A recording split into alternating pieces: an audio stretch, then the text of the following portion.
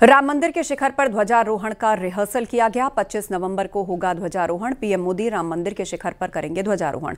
ध्वज फहराने के साथ पूरे देश और विश्व को दिया जाएगा राम मंदिर पूर्णता का संदेश। राम मंदिर ट्रस्ट की तरफ से मुख्यमंत्री के सामने भी किया जाएगा ध्वजारोहण। निमिष गोस्वामी फोन लाइन पर जुड़ गए हैं। जी निमिष, किस प्रकार कार्यक्रम और इसका रिहर्सल भी किया गया?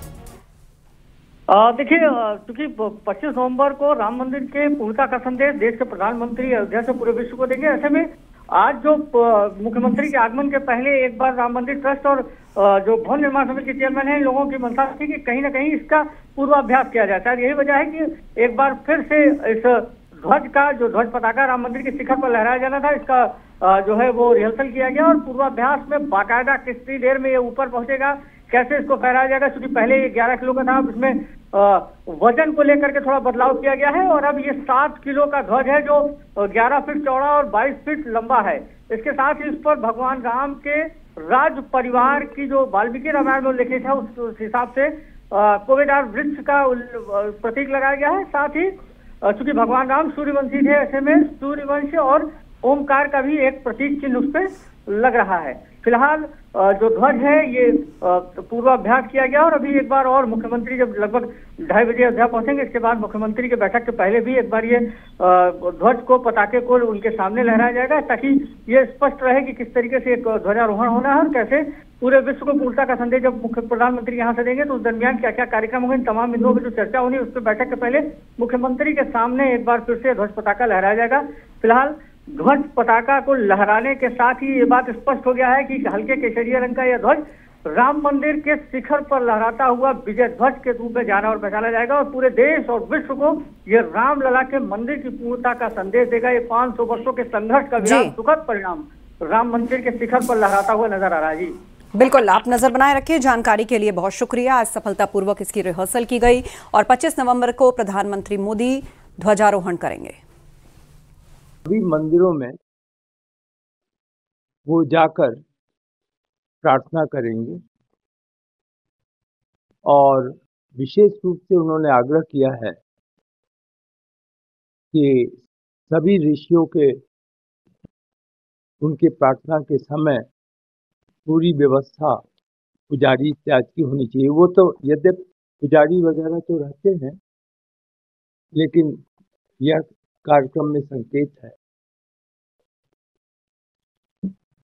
शेषावतार मंदिर भी जाएंगे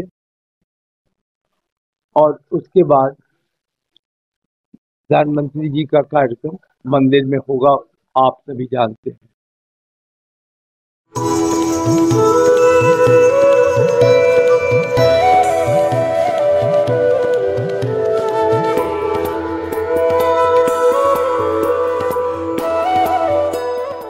एक बार फिर रामनगरी अयोध्या सज धज कर तैयार हो रही है। एक बार फिर प्रधानमंत्री मोदी रामलला के दर पर जा रहे हैं। सदियों के संघर्ष और करोड़ों राम भक्तों की अटूट आस्था के बाद इस भव्य श्री राम मंदिर का निर्माण हुआ। अब इस मंदिर के शिखर पर भगवा ध्वज लहराने जा रहा है, जो सत्य की विजय, धर्म की जय और राम भक्तों की भावनाओं के सम्मान का सबसे बड़ा प्रतीक होगा।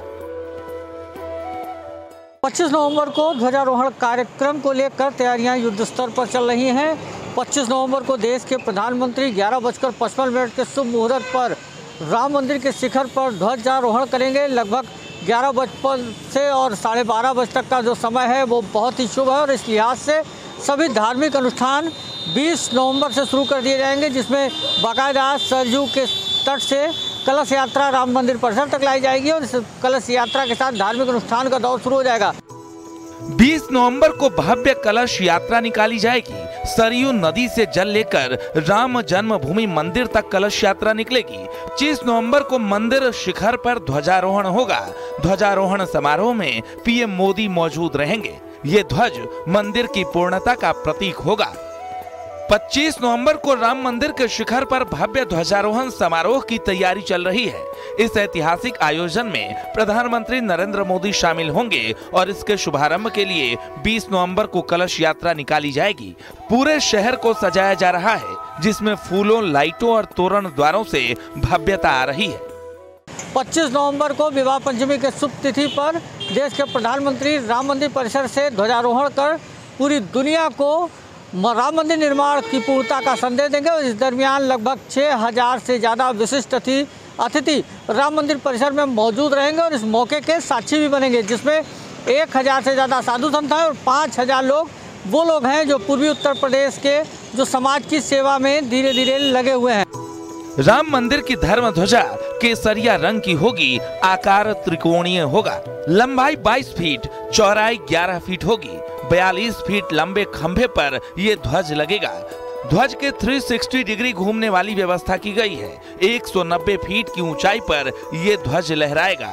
ध्वज पर कोविदर वृक्ष की आकृति होगी। ओम और सूर्य का प्रतीक चिन्ह भी होगा। ध्वजारोहण किसी भी मंदिर के निर्माण कार्य की पूर्णता का अंतिम और सबसे महत्वपूर्ण प्रतीक होता है। ये दर्शाता है कि अब मंदिर पूरी तरह से तैयार है और भक्तों के लिए दैवीय चेतना का केंद्र बन गया है। अयोध्या में भी 25 नवंबर को होने वाला भव्य ध्वजारोहण राम मंदिर के ऐतिहासिक और दिव्य निर्माण के सफल समापन की घोषणा करेगा। ध्वज बेहद खास होगा और पैरासूट फैब्रिक से बना होगा, जिस पर भगवान राम के कालीन बाकायदा जो वृक्ष है कोवेदार वृक्ष, और उसके साथ ही भगवान श्री राम की सूर्यवंशी जो वो थी उस पर सूर्यवंश और ओम के शास्त्विक का भी प्रतीक नजर आएगा। सहयोगी सर्वेश के साथ निमित गोस्वामी, न्यूज़ 18 अयोध्या।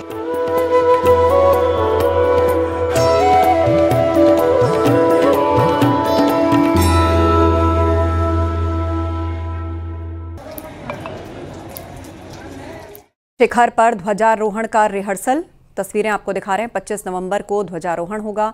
प्रधानमंत्री मोदी राम मंदिर के शिखर पर ध्वजारोहण करेंगे और ध्वज फहराने के साथ पूरे देश और विश्व को दिया जाएगा राम मंदिर पूर्णता का संदेश। राम मंदिर ट्रस्ट की तरफ से मुख्यमंत्री के सामने भी पेश किया जाएगा ध्वजारोहण।